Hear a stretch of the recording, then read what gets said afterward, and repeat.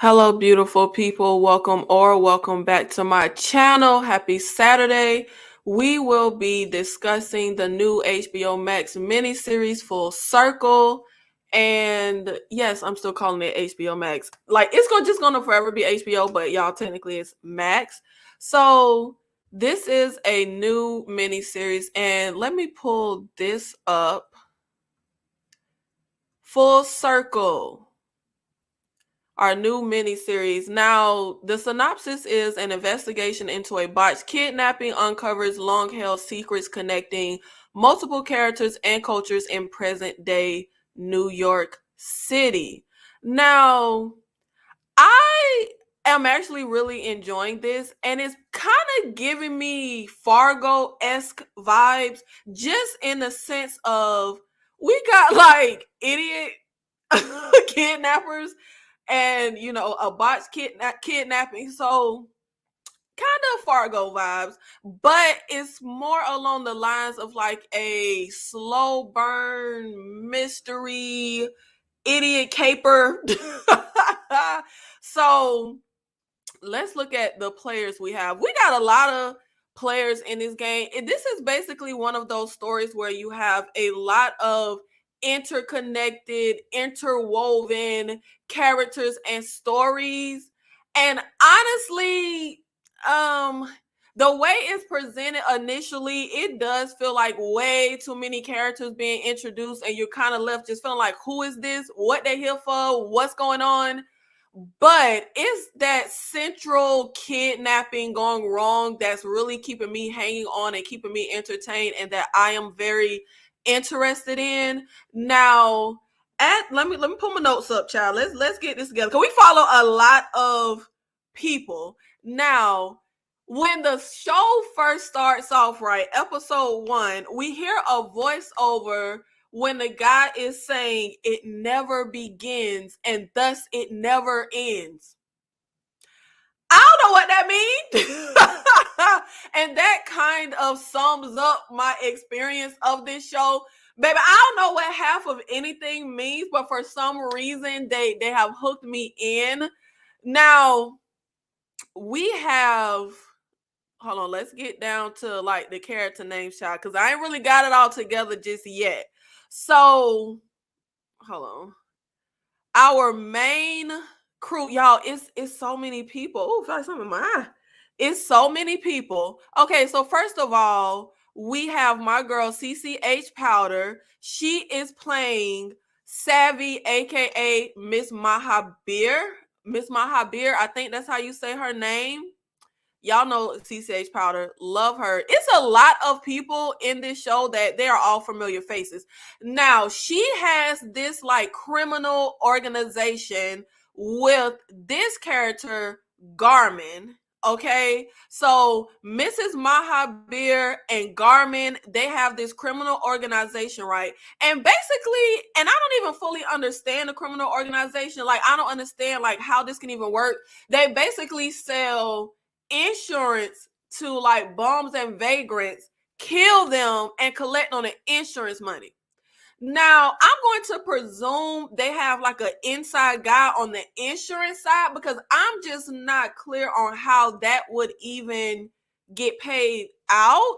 So that is pretty much their whole scheme, right?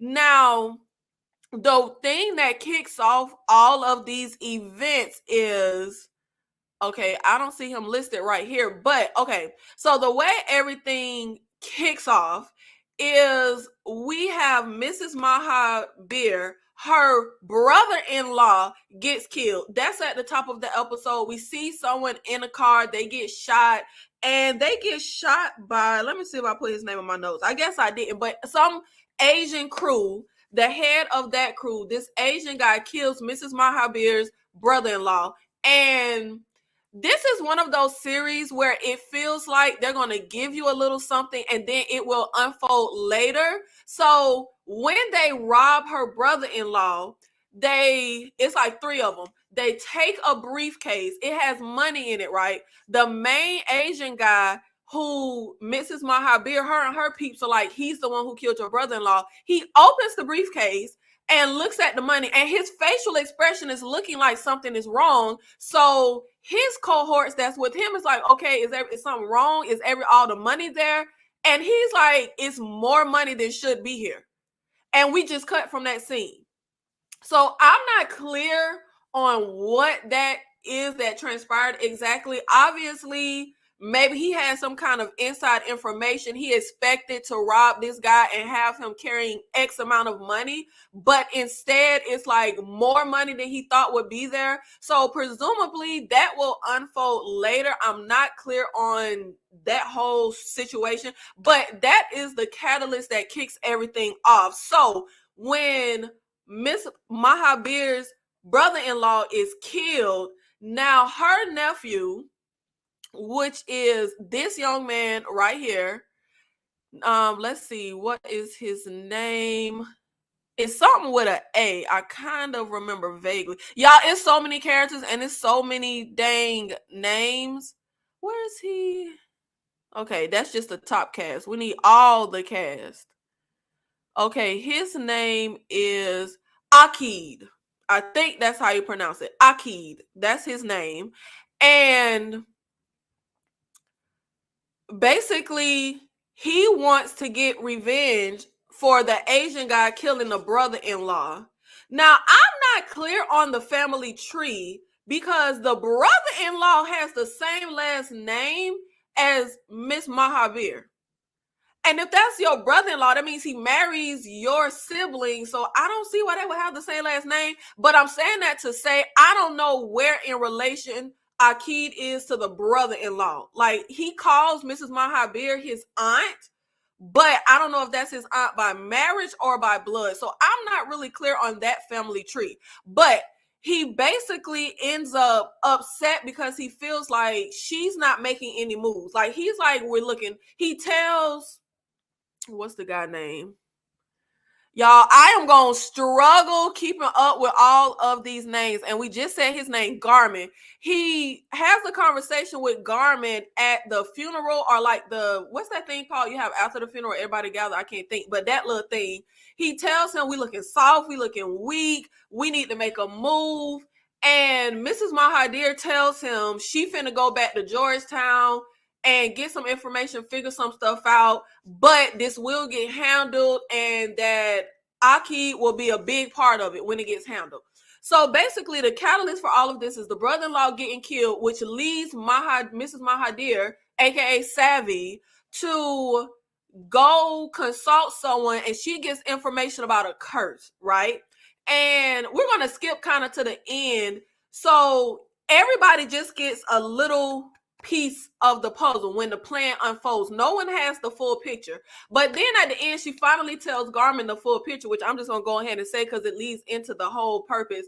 She tells him that there is a circle, and if it is broken, that leaves room for like bad things to happen. And once we close the circle, all our luck will be good. And apparently her husband, Mrs. Mahadir's husband, years ago caused this curse to be put on their family. Now, Mrs. Mahadir meets with, y'all, oh Lord, I'm gonna struggle with these names. Who was this man? Who was this man? Okay, y'all, I don't know. Okay, so Mrs. Mahadir meets with this guy, and I don't know his name exactly, but honestly, this is another situation where I said I'm pretty sure stuff will unfold. We really don't have a clear understanding of who this guy is. So she has a conversation with this guy. While I'm talking, I'm finna just see if I can find his name. She has a conversation with this guy, and he tells her, you have to cause pain to these people in the same way that I had pain caused to me. The same way my grandson was killed, I need his grandson killed. Now, when he's talking about his grandson, he's talking about Dennis Quaid. Oh, my God. Sorry, y'all. My dogs are barking. He's talking about Dennis Quaid's grandson. Dennis Quaid is a chef, right? Now, he tells Mrs. Mahadir, if you do this, then the curse is lifted off of your family. And again, we don't have the full picture. We have no idea what happened to this man's grandson or how Dennis Quaid character is mixed up in that, but I'm sure it will all eventually unfold. Now, once we get that information, we set a plan into motion to kidnap this kid, Jared. And now his parents are Claire Dane and Timothy Oliphant. And Claire Dane's father is Dennis Quaid. And then her mother is a character named Kristen, right? That's the grandma. So Dennis Quaid, who is the person that this man is telling CCH Powder character, we need to get the get back on, that is seemingly who started all of this. Apparently, something happened with this man's grandson that is in direct correlation to Dennis Quaid's character, the chef.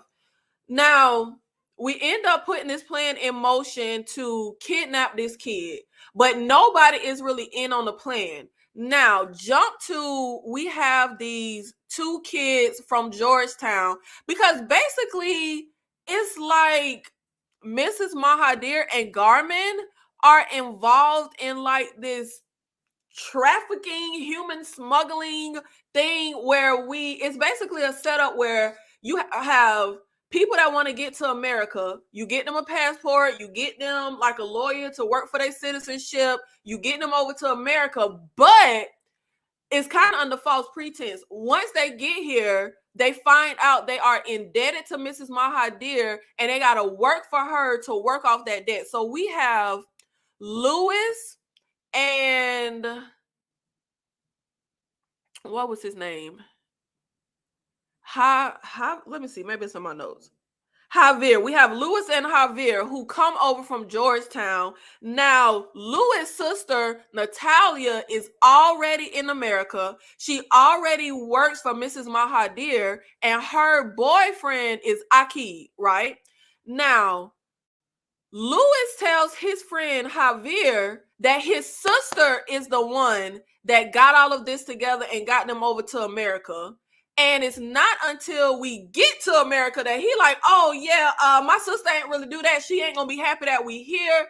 And he's like, you tell me now, like now that we here, we in America. So he don't even really know what he getting into. But honestly, Lewis ain't really know what he was getting into either. So they meet up with his sister Natalia. She's upset. And the first job, well, before they even get a job, Lewis and Javier meet with Akid and his sister Natalia is with them. And he pretty much gives them the ropes of everything that's going on, the hierarchy of everybody that is in power. The lowest person in power is Akid, and right up under him is Lewis and Javier. Now, he ends up telling them, you have a debt to work off. We paid for your travel over here, passports, green card, the lawyer, etc., etc. You in debt about $50K. And the boys are sitting there like, is that US? Like, is that $50K US dollars? So they are in debt $50K. Just immigrants from Georgetown. Like, how the hell are they supposed to pay off $50K? Well, they have to pay it off by being indebted and working for them. Now, the first job that Lewis and Javier are tasked with doing is that insurance scam. So there is a guy in a wheelchair that they are assigned to go and kill. Lewis freezes up. He don't kill the guy. He freezes. Javier pretty much does the whole job. And after the job, he goes his sister mad, upset, and she telling him this why she didn't want him over here. She want him involved in none of this. That she working like 3 jobs and working for Mrs. Mahadir, trying to pay off her debt, and she almost done. So her brother Lewis ends up telling her every time somebody gets killed, you're a part of that. So now that's on her conscience, which is going to pop up later in the chain of events. Now, let's see. Another character we got. Oh my God. This might be the only character that annoys me and I'm kind of confused about her character. The inspector, who is, what is her name? Mel. The inspector, her name is Mel. Now, I felt like she was a cop, but her title is a postal inspector. And I don't know if I'm slow, but I'm like, postal inspector? You mean like UPS? Like, that threw me. The fact that they're calling her a postal inspector throws me. I don't know if I'm just slow. Like, I don't know, but that's throwing me. She acts like a cop, but her title is postal inspector. So I'm not clear. But anyway, she is the most annoying, irksome character. Oh my God, y'all. So Mel meets with her boss, who is, you know what, his name is kind of insignificant. I think it's Manny, but Mel meets with her boss, Manny. Now, before she meets with Manny, she's having a conversation with her girlfriend, trying to get everything together because she wants to go pitch to her boss that she wants to be on this case, which is the whole gang with Mrs. Mahadir and Garment and the insurance scam. That's the case she wants to be on. She's on like a college student selling high school kids fake IDs. She don't want to be on that case. So she goes to talk to her boss, and the attitude she has and just her whole vibrato is just so irksome because he's pretty much telling her the way this works is a chain of command. I'm the boss. I give you the assignments. You take the assignments that I hand off to you. She ain't hearing it. She's like, F him. Hey, I'm on the case. Like, just on her own time, she on the case because she not listening to him. And I guess objectively, you could say her character is doing what they're supposed to do. Like, if you're a detective or whatever, I mean, she's a postal inspector. Like I said, I'm still not clear on that, but she act like a cop. Like, if you're supposed to be fighting crime or whatever, I guess this is like the right thing to do. You see, because basically they aren't getting any headway with the case. It's just stagnant. So I guess you could say objectively she's doing the right thing, but she is just so obnoxious that you just can't even like the character. So she goes on her own dime. Now, she ended up seeing Louis and Javier leaving the office when they went to go get their instructions to kill the guy in the wheelchair. And it's a lot of little side things they're putting in here. Like Mel and her girlfriend, that whole relationship drama is very dull and mundane for me. And maybe it's just because in the grand scheme of this story, I don't care about no relationship drama. Like, let's just stick to the point of how everybody is connected and how all of this is going to really come into play. I don't care about little side stuff. We also have kind of a romantic side story, but the way they have this romantic side story with Javier is way more tolerable than Mel and her relationship. Her relationship drama is way too much to the forefront. Javier's relationship thing is more so in the background, not the foreground. So basically, before he even gets over to America, he's been like presumably messaging somebody online, and he's like, yeah, I'm going to be in America. We can finally meet in person. So we do see him meet up with this girl. Now, when Mel comes to approach him, he's outside where they stay on the phone with the young lady about, meeting up again.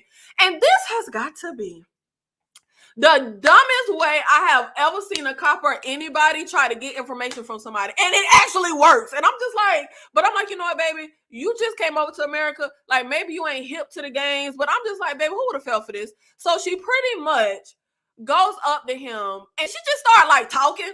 And y'all, she's just a very annoying character. I mean, in my opinion. So basically what she does to try to get him to flip and be an informant for her is she asks him, hey, did you happen to be in the alleyway at XYZ where him and his friend killed the guy in a wheelchair? And she's like, oh, well, let me jog your memory. Let me describe the alley for you. And I'm just saying, like, boy, if you don't just walk away, like, you don't have to sit here and talk to this lady. But when he tried to kind of walk, she like steps in front of him. And she has this folder, which everybody should know. This is the games that's so typical that cops play. They got a folder, probably got Chinese menus in it or something. And she's telling him, oh, in that alley, there's a corner store, there's a pawn shop, there's a et cetera, et cetera. And, like all pawn shop, there's a security camera. First of all, baby, she hands him her card, like, oh, if you want to talk. And I'm just saying, like, boy, this is the dumbest scheme. And how could you fall for this? If she has security footage of you killing this guy in the wheelchair, baby, she would not be handing you her business card. She would be arresting you. I wouldn't have got no information. Obviously, she ain't got nothing. And when he's like, let me see, like, what's in a little folder, she's like, oh, no, this is government property. Because, like I said, it's nothing in there but, like, coloring books. Like, there is no security footage. Like, you're going to have to just arrest me. Like, obviously, if she really has something, you would be arrested. You participated in a murder. Like, I just could not believe he fell for this. But again, like I said, he fresh to America, so maybe he's just not up on tactics like this. Now, hold on, let me move this. Now, he gets her card and he a little shook, right? So let's jump to the family. So, like I said, we have Claire Danes and Timothy Oliphant, that's the father, Dennis Quaid and his wife, that's the grandparents, and then their son Jared, right? And they're like this rich, high society family. Dennis Quaid is like a famous celebrity chef, and there's a situation where their son Jared keeps losing stuff, his iPhone, sneakers, just all kind of stuff, a watch his grandfather gave him. There's a running theme of he keeps losing his stuff. And him and his dad, Timothy Oliphant and Jared, they go to like this little baseball place to play baseball, toss the ball around, and Jared takes off his sneakers, which are like these custom sneakers that they're white with this like writing all over it, you know, like how kids kind of draw on a cast. He kind of drew on his sneakers. And when they're out playing, presumably like the place looks empty, the kid says, Dad, you saw me put my sneakers over here by the dugout, but by the time they leave, the sneakers are gone. And I'm just saying, like, who in their damn mind not gonna feel like their mugs was stolen? How can your son lose something when you're there with him and he literally puts his shoes over by like in a certain area? And I'm just sitting here like, are y'all okay? Like, it was so ridiculous. But the audience sees that there is a kid, his name is Nikki. There's a kid who runs off with the sneakers. And this kid also has Jared's missing iPhone. So all the stuff that Jared and his parents thinks that he is just being irresponsible and losing, this teen Nikki, he is the one stealing all of those things, right? So we have to keep that in mind. That is going to come into play. Now, we end up discovering and like getting this scheme together. So Mrs. Mahabir puts Akid, her nephew, in charge, because, you know, he ain't really in charge, but he think he in charge because she tell me he in charge, but he ain't really in charge of kidnapping this kid, Jared. He don't know the full scope of what's going on. When he tries to explain it to Natalia, because she's like, what does this have to do with old boy getting killed? And he's like, look, this is the plan right now. We finna kidnap this kid. We're gonna hold him for ransom. Now, the real plan that only Mrs. Mahabir and what's that guy name? Y'all, these names are going to really freaking kill me. What is her right-hand man's name? Garmin. Okay, Garmin. The real plan that only Garmin and Mrs. Mahabir, and it's another person that's at the top with them. I can't think of his name. He's not really in the foreground of the story like these two, but he's going to pop up when we pop off the kidnapping. But he's not even worth me looking up his name. Like I said, he's kind of in the background, not the foreground like these two. But they know that the plan is we're going to kill this kid, Jared, because remember, that's how we break the curse on the family. But Akid doesn't know that the plan that he in charge of is to kill this kid. He think he running this kidnapping thing and we finna get some money. Now, Natalia, remember, she was trying to work off her debt for them getting her to America. She's in the office cleaning when Mrs. Mahabir has that meeting with the guy who says, a grandson for a grandson. She hears the full plan. She knows that Mrs. Mahabir thinks there's a curse on her family and she's going to kill this kid to break the curse. So she ends up getting with her brother Louis to say, she pretty much tells him everything. And she says, you're not going to help kidnap this kid. You're going to save him. We're going to save him. I'm thinking about when you told me that when they kill somebody, it's on me as well. So this is when I said earlier, her conscience was going to come into play when he said that. But I was saying her like, baby, how y'all expect to pull this off? Because it felt like a little flim-flamsy scheme. Everybody's scheme in this thing. The kidnapping scheme is flim-flamsy. And Natalia and her brother scheme to, botch the kidnapping is flim-flam. Well, not botch the kidnapping, but botched them killing the kid. All feels flimsy. But she tells her brother Louis, look, we're not going to kidnap this kid. We're going to save him. We are going to she is doing like this acupuncture massage job. She takes one of the massage dummies. She tells her brother to get a wig. And the part of the kidnapping plan is we have this little buggy thingy. Let me see if I can find a picture of it. We have this buggy thingy that we are riding around in at the park, kind of like Central Park. I don't know if that's what they call it, but it reminds me of like when I watch shows from New York and people are in like Central Park. It's like a big public park. Now,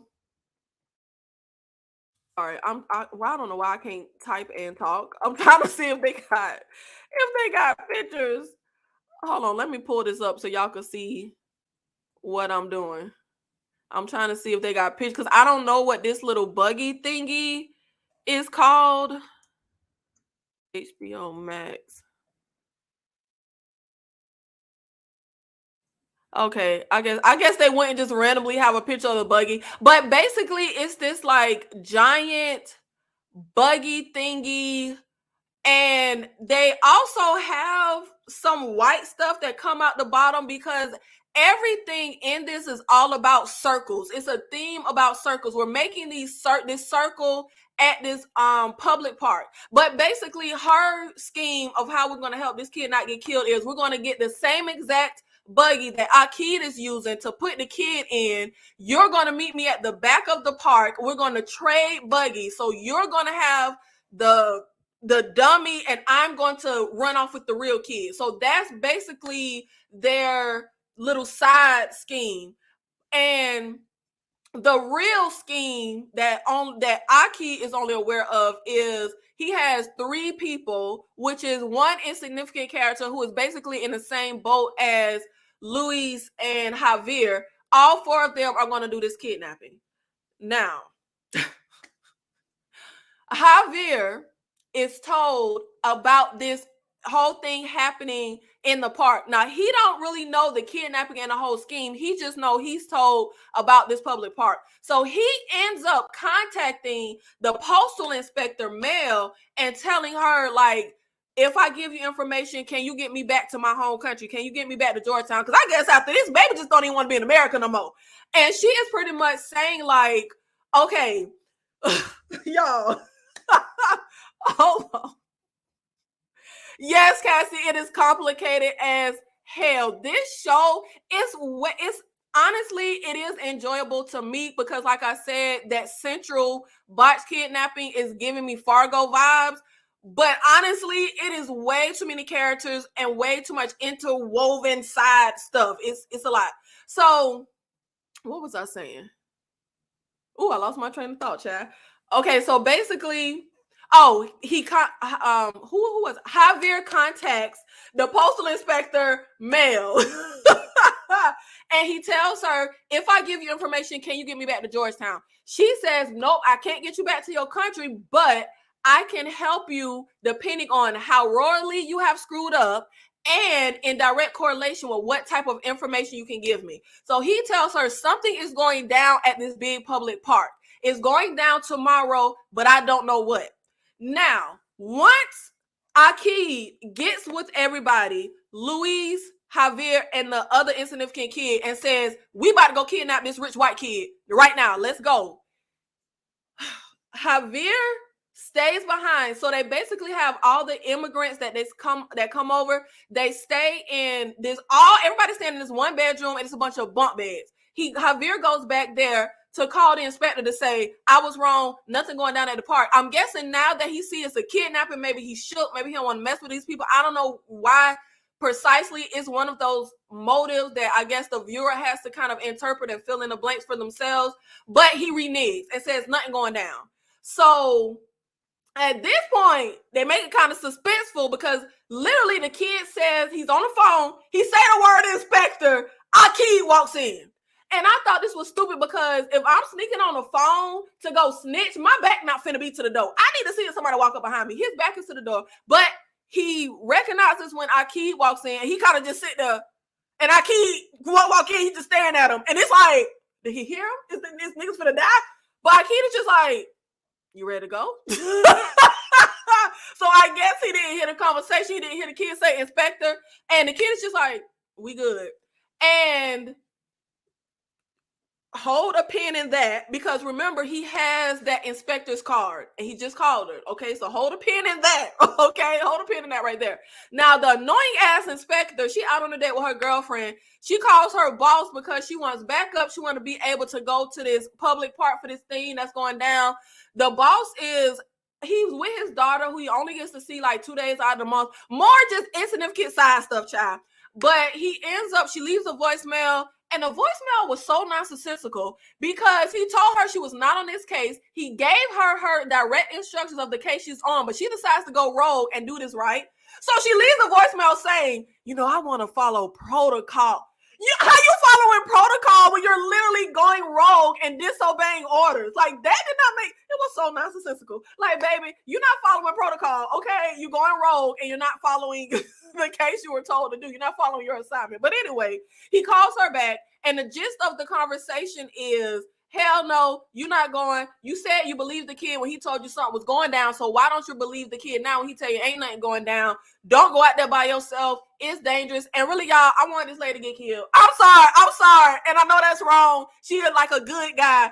I get it. But she is so irksome, and I felt like you deserve to get some. Okay, maybe you don't deserve to die, child. That's extreme. I mean, it's a fictional character. But you deserve some kind of comeuppance, because I could have sworn when it comes to like military, when it comes to, those jobs like that, I could have sworn following orders and disobeying like your superior is like a big deal. Like, baby, you are not doing what your superior is telling you need to be doing. And I get it. Like I said, objectively, they are killing innocent vagrants and people like that. So yeah, she needs to, you should be gung-ho to go work on this. So objectively, I do get that. And that's why I'm like, yeah, she a good guy, but the character is just so irksome that you don't even care. And that's something else with this story. It's 50, 1,100,000 characters. And honestly, I don't really care about nobody. I guess I could say I do care about Javier, Natalia, and Louise. Mainly because they are just immigrants trying to have a better life who get sucked into this thing and brought over to America under false pretense. So they're the only people I really can, I guess you could say, feel anything for. But child, I don't care about nobody. Like, all these characters, they really ain't nobody I care about. Like, they're not bad characters, like, in the sense of, like, just dreadful, annoying, insufferable. But, like, they're fine. But I don't really care about nobody. Now, Dennis Quaid character I kind of like, just because he kind of snippy and ain't got no patience. But, okay, so that's the whole plot, right? Now, the same night that Akid is kicking off this kidnapping plan, Jared gets contacted by Nikki. Remember, Jared is the rich kid that we're trying to kill / kidnap. So, Nikki contacts Jared to say, I found your iPhone. I know where all your stuff is. Come meet me and I'll tell you. Why this kid, and this, y'all, look, if y'all familiar with my channel, y'all know I cannot stand the way they write teenagers. Like, I can't stand it. This kid, Jared, was so inept and stupid. And I'm sorry.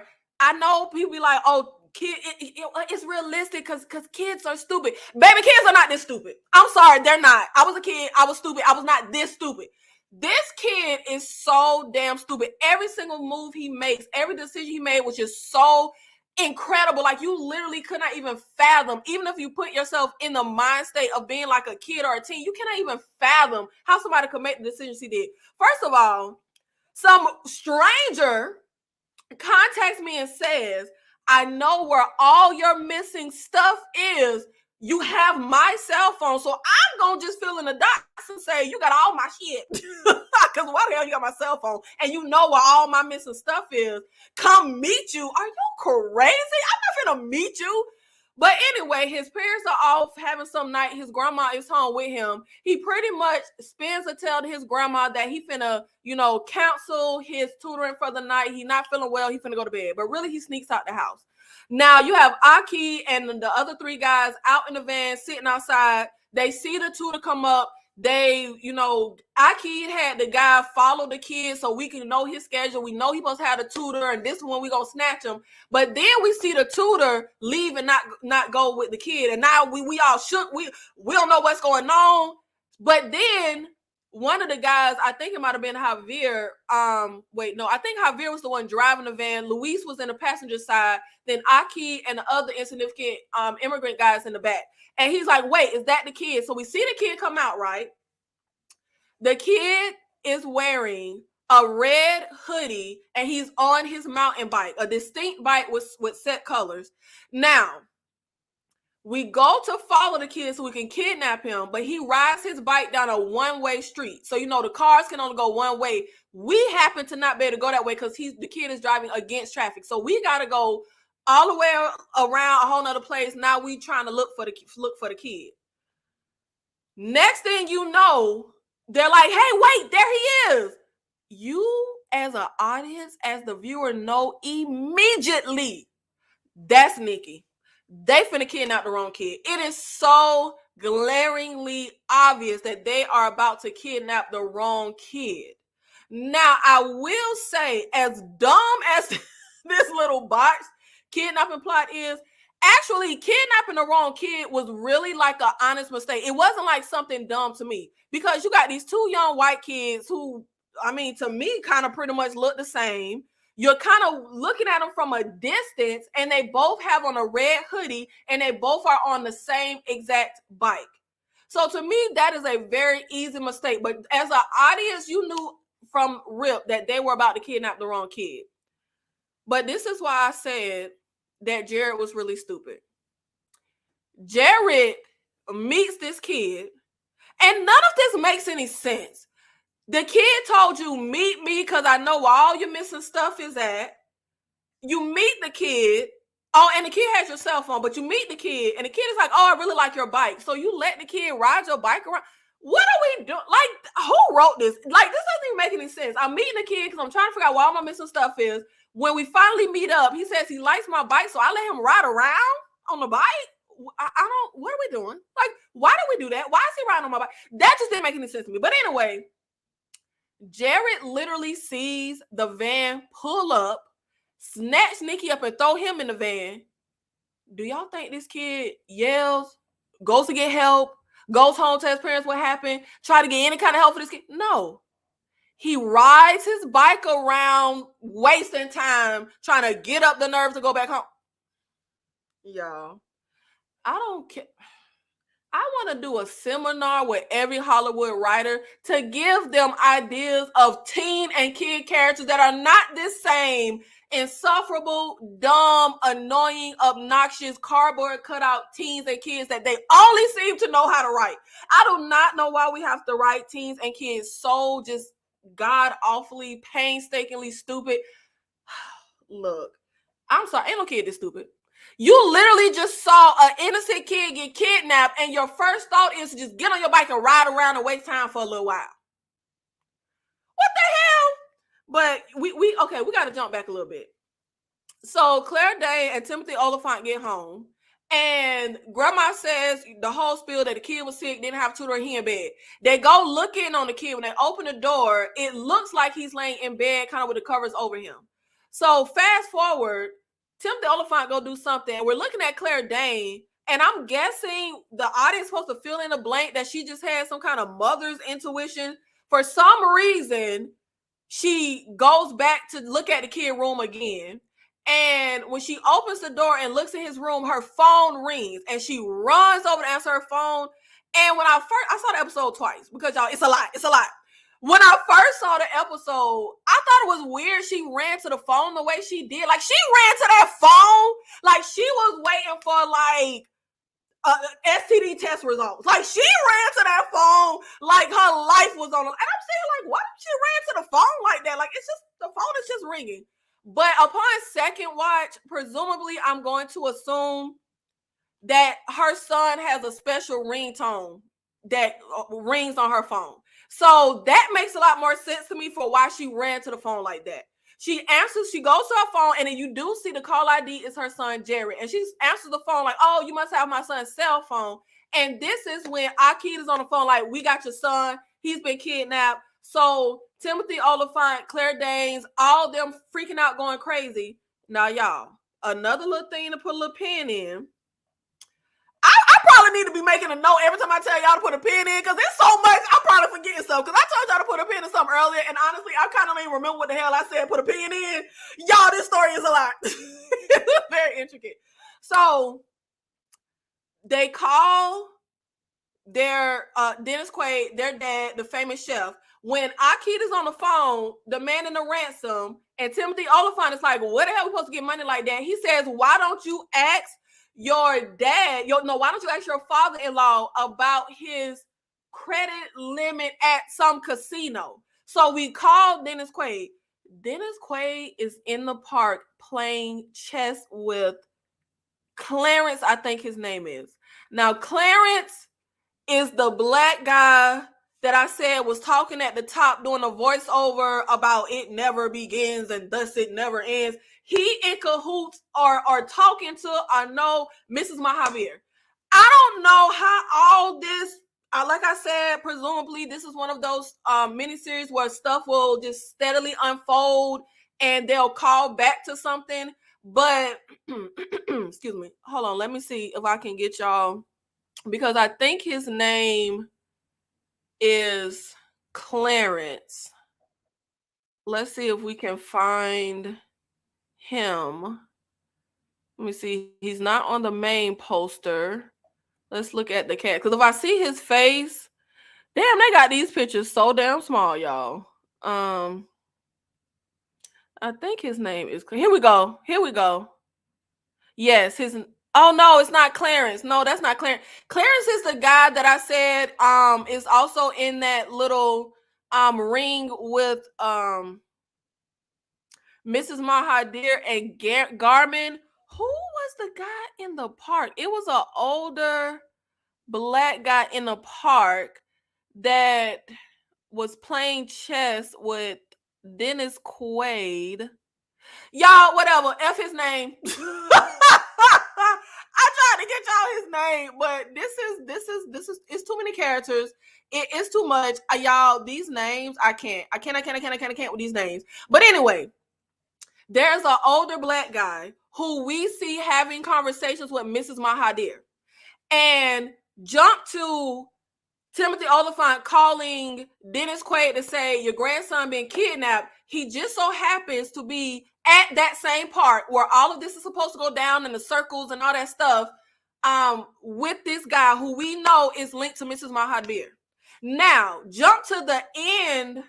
Y'all, I'm jumping, okay? But the end of, I think, episode 2, because Dennis Quaid character whole thing is, I employ 711,000 people and I'm a nice guy, and if you do good supposed to happen, so this don't make no sense. So he then goes into talking about all the stuff he do for his fans, and then he says how he even went to meet a fan that came to America just to meet him, and he went to play chess with him in the park. So presumably that's going to come into play. Y'all, am I the only person whose head is spinning? It's a lot. And I'm surprised I even remember this shit.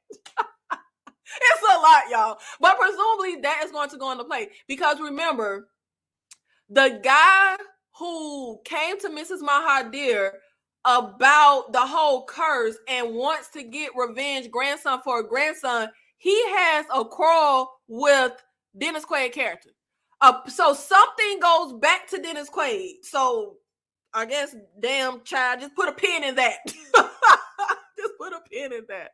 Let me get this off the screen. Okay, now the mother / grandmother, Dennis Quaid, dad, granddad, they get back to the house, and y'all, the mom, excuse me, the mom / grandma, this is not the type of person you want to have in a crisis. Oh my good God. Y'all, this lady was losing her shit. She was so annoying We get back to the house. Everybody's coming together. The Dennis Quaid and the grandma don't really have info. They get there and she is just freaking out and spiraling. And she's talking. And Timothy Oliphant trying to tell her to calm down. Claire Danes is like, Mom, like, yo, she is spiraling. And it's like, baby, our son is kidnapped. Like, can you calm down? But she ends up like running off to the bathroom, and Claire Danes is just like, I can't deal with that. But y'all, like, this lady was so I'm gonna just sum it up by saying she's just not the person you want in a crisis. I'm not gonna spend too much like time really talking about certain characters because it's just so much, and this video already about to be an hour, child. So when Aki calls for the ransom demand, he is telling him to write this number down, which we end up finding out the ransom number equals pi. It's like, did I put it in my notes? It might be in my 31459. Apparently that equals pi, a perfect circle. Like I said, the theme of everything is circles, child. So basically we're riding around in the van. I think we parked somewhere and we have Nikki, but we think we have Jared. Now, at this point, Claire Danes and everybody thinks their son has been kidnapped. They're going along with the ransom. They're trying to figure out, should we call the cops? Should we not? Of course, Aki told them no cops. So Dennis Quaid, before he got back to the house, he called his friend Joey, who used to be a cop, but like I guess works with Dennis Quaid security. I don't know what the hell the man do. He used to be a cop, child. His name Joey. And Joey advises them not to call the cops until after they get their son. So the plan right now is we're just going to pay the ransom and try to get our son. Now Aki keeps calling back. Okay, he's not telling. Kind of like, you know that movie Ransom. It's kind of like that. Like, we're not giving you everything on one phone call. We gonna keep calling back and telling you different stuff. Now, in between one of the phone calls, baby, Jared walked his ass through the door. And his parents is like, what the? Because they just got a call saying their son was kidnapped and the little nigga walked through the door. Y'all, this kid got on my nerves. First of all, he walked in the door. Parents is freaking out. And this is why I said I kind of like Dennis Quaid character, because he like, ain't nobody got time for your shit. You need to be taught. Like, he was kind of going off on the kid while the parents is just like, Jared, oh my God, you're back. Dennis Quaid ain't with that. He like, nigga, you need to talk. Come on now, kid. Y'all, please tell me why the kid don't say nothing to his parents. He just run in his bedroom, plop down on the bed. When I tell her, threw my child down the stairs, look, nigga, if you don't talk. Y'all, this was irking my nerves so bad. This kid sees an innocent kid get snatched up in a van, does not get help, rides around on his bicycle, twiddling his thumbs, gets home, still don't try to get help and tell nobody. He just runs to his room and plops down on the bed. Yo, teenagers and kids should be offended by how they are written in movies and TV, because they make y'all stupid as hell. God damn it, stupid. I know. Look, yes, you are stupid when you young. I was stupid, but I was not this stupid and inept. Like, come on, baby, you saw an innocent kid get kidnapped. What the fuck are you doing?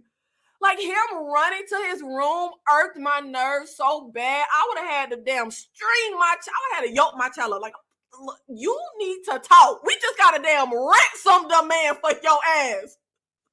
Y'all, I cannot. It's just too much.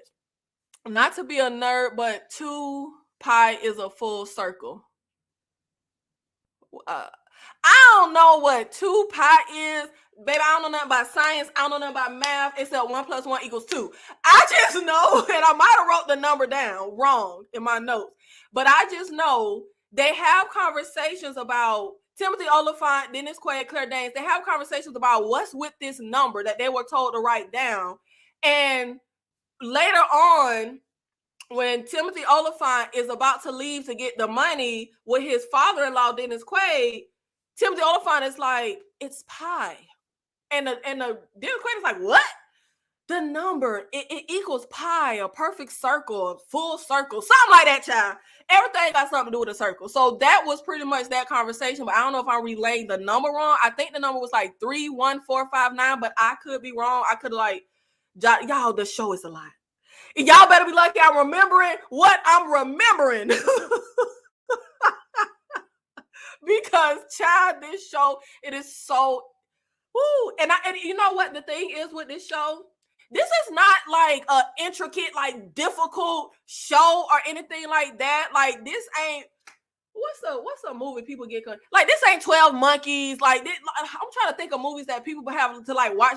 This is one of those stories where the writer is making something very simple like overly complicated. Like, this is one of those type of shows.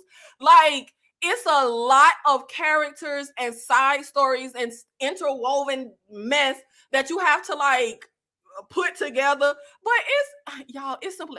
Baby, you have some immigrants getting smuggled over under false pretense. You have this crime boss trying to take this curse off her family, and then you have another person who can take the curse off the family. They got a grudge with the rich white family. Like, that's pretty much the story. And we have a botched kidnapping. But it is way like, it's like the writer just overcomplicated it. I don't know no other way to put it besides they just overcomplicated the hell out of this.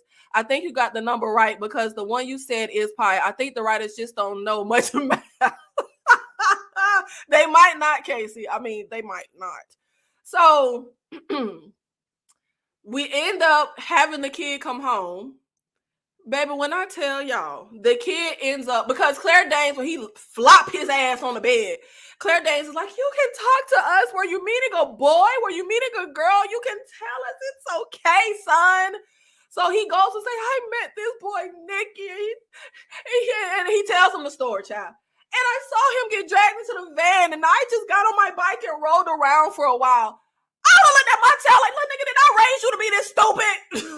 You see a kid get kidnapped and you decide to just get on your bike and ride the fuck around.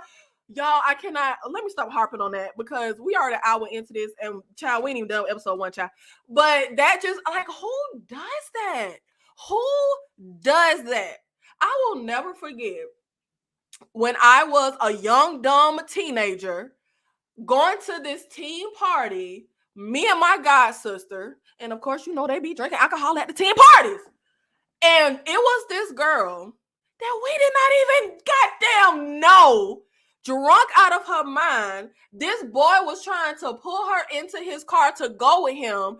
Even though she's sloppy and drunk out of her mind, you can tell she did not want to go. She was kind of trying to like resist going. Do you know we ain't just get on our bikes and ride the fuck around? Like, we went over there, we almost got the hell beat down by this guy. He was aggressive and mad as hell that we came over there to interfere with whatever the fuck he was doing. Like, I don't care how dumb you try to I don't care how you try to rationalize, oh, teens and kids are dumb. No, to just let a kid get kidnapped or let something bad happen to somebody, and you don't even have to help. Like, you yourself don't have to help. But you ain't even gonna try and tell your parents or go to the police, say, man, I just saw this kid kidnapped. You get on your bike and ride around and then come home and run to your room and plop down on the damn bed. I can't. And you know what? I can't have kids, because I swear to God, if my kids come out this stupid, like, oh my God, they're gonna have hell to pay, because I cannot raise no kids this stupid. I can't freaking do it. But so he ends up telling them about Nicky, etc., etc. Next thing you know, the kidnappers call, and they sit here like, wait, they still think they got our son. So they end up going through this whole, well, shoot, we literally see everybody just sitting down at the dining room table, chilling. Joey walks in. They're like, oh, we got our kid. He's in the room. Oh, I like what you guys done with the place. You really redecorated nice. And I'm sitting here like, well, nigga, why is y'all talking about redecorating the place looks nice and y'all just sit here chilling when there's an innocent kid that has been kidnapped? Yo, I cannot. And obviously, if the kidnappers find out this is not y'all's son, the kid probably gonna be dead, because if the kid will be worthless to them. If kidnappers can't get money for the kid because they didn't kidnap the rich kid, then this innocent kid gonna be dead, and everybody just sitting around just chilling, child. Oh my God, like, y'all. So the kidnappers call, And this was kind of Fargo-esque because when Aki calls them and he's trying to make the demands, he in the middle of talking, he's like, I think they put me on mute. And I'm just sitting here like, y'all, just the dumbest like kidnappers ever. But to show them that he's serious, he has one of the guys take video of him chopping the kid's finger off. And he sends the video to Claire Danes them. And they end up calling after the family sees the video. And instead of Aki being on the phone, he has the kid on the phone. And the kid, Nikki, is basically like, this hurts. Please do whatever they say. Please help me. And then he says, call Sharice. That's what the kid says. Please tell me why, when they are off the phone, Claire Danes and Timothy Oliphant and Dennis Quaid are sitting there like, what is a Sharice? I think it's a place. Sharice is a place? I don't know. Why did he say Sharice? And I'm saying like, y'all, no wonder y'all son so stupid. Y'all stupid. The kid said, call Sharice. And y'all sit here talking, oh, I think Sharice is a place. What the fuck y'all talking? Can y'all hear? Because I heard clear. Like, I'm just, and Sharice obviously sounds like a name. Like, that's a name. Like, what? Obviously, places can be names, but y'all, these people are just like, I can't. And so the plan now is we're going to just pay the ransom because we're going to help this kid, Nikki. We're going to let them think they have Jared. But Claire Danes, y'all, she acting so, she like she don't care about this kid. Well, we need to be talking about our son.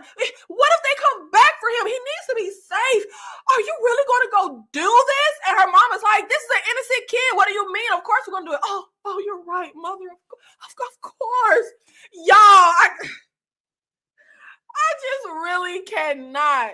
So the plan is Joey will take Jared to his family's secluded hunting cabin so he can be safe. So when the kidnappers find out they don't have Jared, they don't try to get their son.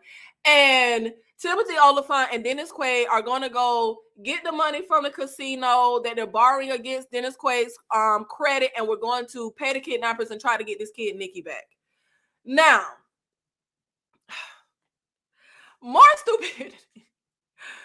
So, like I said, the kidnappers are not giving full information and wait, you know what? Let me not go too far because we only supposed to be talking about episode 1. Let me see. I'm trying to see what's in my notes because we got to keep this structured somehow, some way. Like, I need to stick with episode 1. You know what? I might have already jumped to some stuff in episode 2. So basically, the kidnappers tell him the money needs to be paid by 1:10 a.m.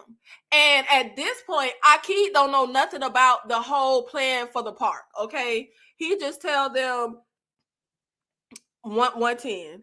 And y'all, okay, the kid tell them call Sharice. Okay, that ends episode 1. That ends episode 1. The hunting cabin and all that, baby, that popped up in episode 2. So let's hold off. Oh god damn, y'all, this was that was just episode 1. So we gonna try to keep this a little structured, child. We just gonna stick with that was episode 1.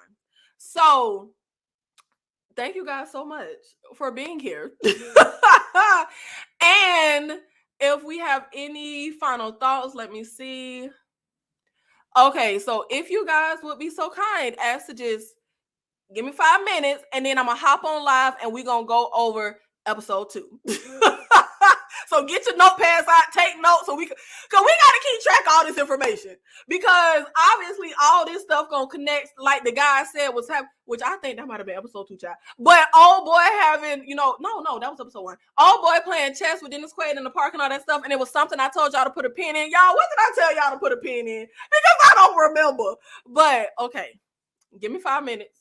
Or 3 to 5 minutes, because my mouth, I just let me just go get something to drink. And let me get my head together. And then I'm going to come back and we are going to do episode 2. So look out for my episode 2 live stream to start in about 5 minutes. Let's get ourselves together, y'all. And we'll be back.